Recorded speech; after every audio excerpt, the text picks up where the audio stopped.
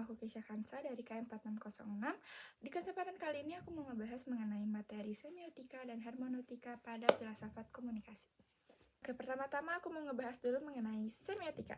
Pengertian semiotika secara etimologis itu berasal dari bahasa Yunani yang berarti Simon, yang artinya adalah tanda. Sedangkan secara terminologis, semiotika adalah ilmu yang mempelajari sebuah tanda atau objek, kasus atau peristiwa dan kejadian sebagai tanda. Selanjutnya aku mau ngebahas mengenai 3 tokoh dalam materi semiotika ini sendiri. Yang pertama menurut Ferdinand Saussure.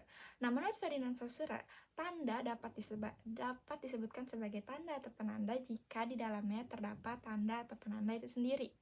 Selanjutnya menurut Charles Sanders Peirce, itu tuh ngebahas mengenai semiotika logika filsafat. Yang selanjutnya ada Roland Barthes, yaitu mengenai mitos dan juga filsafat kultur dalam filsafat. 3 konsep semiotika yang disebutkan oleh Ferdinand Saussure. Yang pertama ada tanda atau sign, itu tuh ada suara, huruf, dan juga gambar.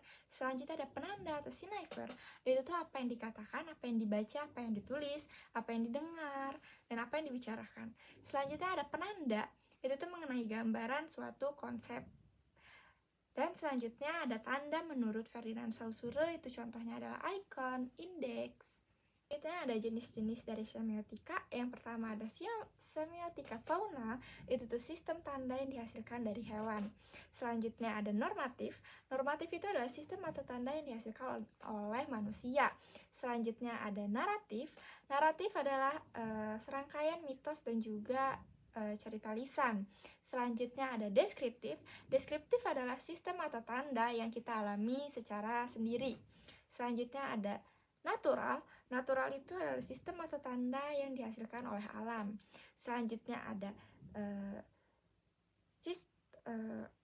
kultural. Nah, kalau kultural itu tuh tanda yang menunjukkan suatu kebudayaan, yang membedakan kebudayaan itu dengan kebudayaan yang lainnya. Selanjutnya ada struktural. Nah, struktural itu tuh tanda yang kita telaah dari struktur bahasa. Selanjutnya ada analitik. Analitik tuh yang kita mengamati sistem sebuah tanda. Selanjutnya ada sosial. Nah, kalau sosial itu sistem tanda yang kita lihat dari sebuah bahasa. Selanjutnya saya mau membahas mengenai manfaat dari semiotika. Manfaat dari semiotika ini sendiri itu secara umum adalah untuk menunjukkan bagaimana terbentuknya suatu tanda. Nah, tapi manfaat lain dari semiotika itu sendiri, yang pertama ada pemahaman makna, yang kedua ada analistik budaya dan juga media, yang ketiga ada kritik saran dan juga kultur dari sebuah seni. Dan yang terakhir ada analisis dari linguistik. Sekian materi dari semiotika. Selanjutnya saya akan membahas mengenai materi hermeneutika. Selanjutnya saya akan membahas mengenai hermeneutika. Pengertian dari hermeneutika itu sendiri secara etimologis berasal dari kata hermeneutis yang berarti adalah penafsiran. Sedangkan secara terminologis, hermeneutika adalah ilmu yang mempelajari sebuah penafsiran sebuah teks berdasarkan dengan ciri-cirinya. Selanjutnya aku membahas hermeneutika menurut tokoh ahli. Yang pertama ada menurut Friedrich Schleiermacher. Itu tuh adalah studi yang mempelajari mengenai menganalisis atau memahami. Selanjutnya ada dari Hans Georg, itu tuh mengenai pemahaman ontologis, bukan teologis. Selanjutnya ada dari Wilhelm Dilthey, itu tuh mengatakan bahwa metode ilmiah sesuai dengan kajian hermeneutika. George atau biasa disebut Gadamer pun mengatakan bahwa cakrawala yang dimiliki manusia di masa sekarang adalah bentuk-bentuk cakrawala yang dimiliki manusia dalam masa lalu, dan itu terus bergerak secara melingkar. Contoh dari menurut Hans Gadamer ini, ketika kita sedang mempelajari suatu kitab, menafsirkan suatu kitab, berarti kita tuh sudah melakukan hal-hal yang sudah disuruh dalam suatu kitab tersebut. Selanjutnya Selanjutnya saya akan membahas manfaat dari hermeneutika. Sebenarnya manfaat dari hermeneutika ini tuh kita mendapatkan ilmu untuk menafsirkan suatu hal atau suatu teks. Sedangkan manfaat-manfaat lain dari hermeneutika itu sendiri, yang pertama ada kebenaran objektif. Kita dapat mengetahui suatu hal dengan kebenaran yang objektif.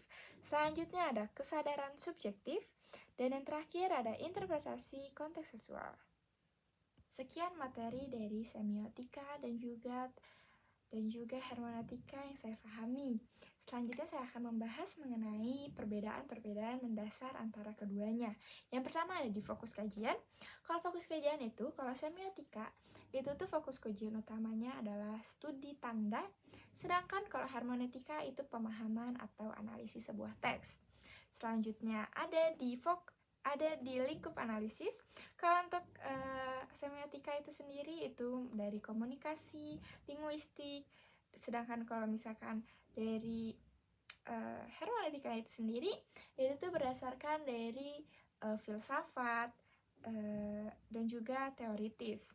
Selanjutnya ada pendekatan analisis. Kalau semiotika itu tuh secara objektif, sedangkan kalau misalkan hermeneutika itu secara subjektif.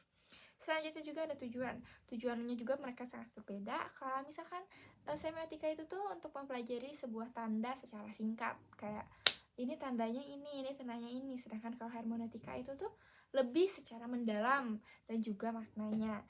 Juga hermeneutika itu tuh selain membahas tentang tanda juga menganalisis sebuah teks. Sekian materi secara mendasar yang saya pahami mengenai semiotika dan juga hermeneutika. Terima kasih.